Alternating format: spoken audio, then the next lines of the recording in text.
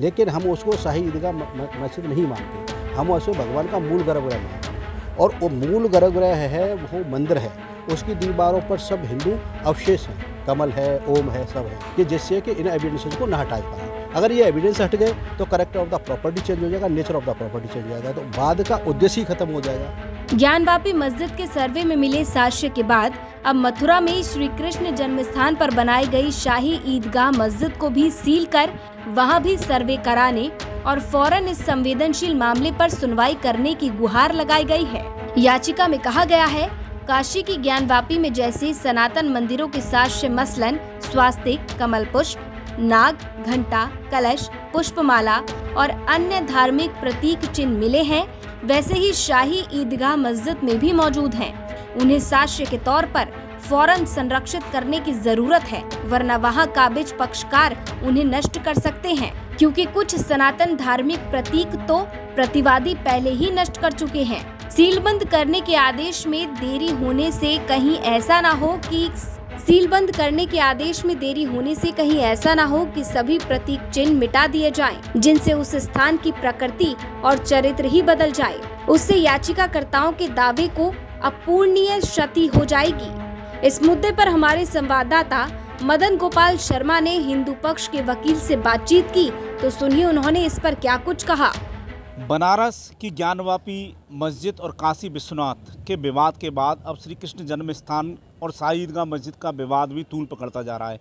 हमारे साथ हिंदू पक्षकार व अधिवक्ता महेंद्र प्रताप सिंह जी मौजूद हैं, आज जिन्होंने कोर्ट में एक एप्लीकेशन लगाई है। क्या एप्लीकेशन लगाई है और क्या है पूरा मामला, जानते हैं इनसे। हाँ महेंद्र प्रताप सिंह जी, क्या एप्लीकेशन लगाई है आज आपने कोर्ट? देखिए, श्री कृष्ण जन्मभूमि का ये 13.37 एकड़ का टोटल एरिया है। इसमें शाही ईदगाह मस्जिद बनी हुई है, लेकिन हम उसको शाही ईदगाह मस्जिद नहीं मानते, हम उसे भगवान का मूल गर्भगृह मानते हैं। और वो मूल गर्भगृह है, वो मंदिर है, उसकी दीवारों पर सब हिंदू अवशेष हैं, कमल है, ओम है, सब हैं।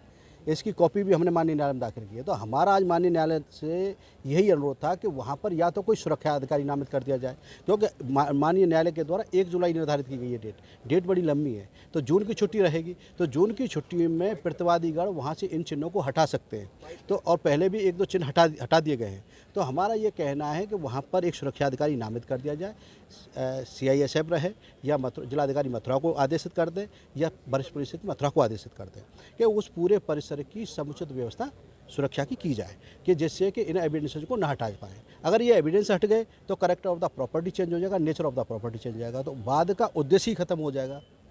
इसी को लेकर के आज हमने एप्लीकेशन दी थी और माननीय न्यायालय से हमने ये भी अनुरोध किया था कि उस पूरे परिसर को सील कर दिया जाए और प्रतिवादी गणों को आने जाने से वहाँ बैन कर दिया जाए, क्योंकि हमें अंदेशा है कि प्रतिवादी गण वहाँ जाएंगे तो इस चीज़ों को वो रिमूव कर सकते हैं। तो इसी को लेकर के आज हमने एप्लीकेशन दी है। 2 साल हो गए आपके बाद को, तो 2 साल बाद जब ज्ञानवापी मस्जिद का सर्वे हुआ, उसके बाद कहीं लगता है कि इन सब चीज़ों को देखने के बाद थोड़ा आपके मन में भी जागा कि कहीं जो साक्ष्य हैं उन्हें मिटाया जा सकता है, उन्हें हटाया जा सकता है।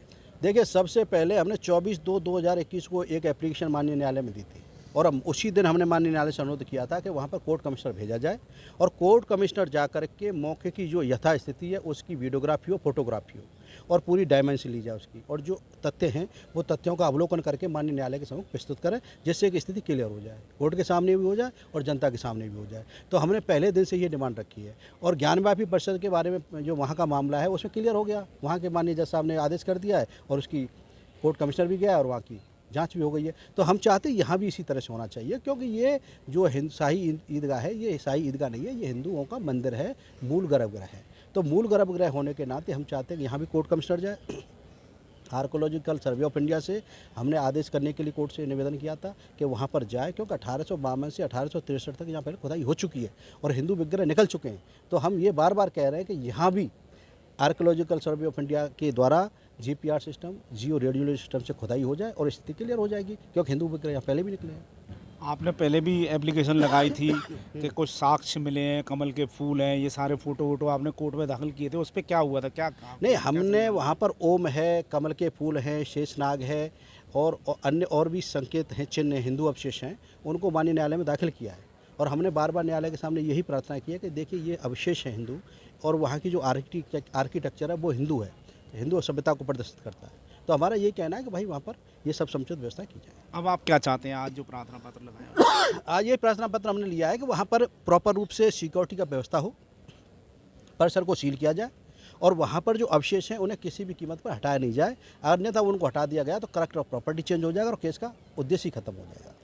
हमारे साथ मौजूद थे वादी अधिवक्ता व पक्षकार हिंदू पक्षकार महेंद्र प्रताप सिंह, जो कह रहे हैं कि जो शाही ईदगाह मस्जिद है वहाँ यथास्थिति बनी रहे और उसकी सुरक्षा व्यवस्था और बढ़ा दी जाए। मदन गोपाल शर्मा। बहरहाल आपको बता दें कि मथुरा जिला दीवानी न्यायालय ने इस मामले से संबंधित इसके अलावा 3 अन्य याचिका पहले ही लंबित हैं। इन पर 19 मई को सुनवाई होनी तय है। मथुरा से मदन गोपाल शर्मा की रिपोर्ट।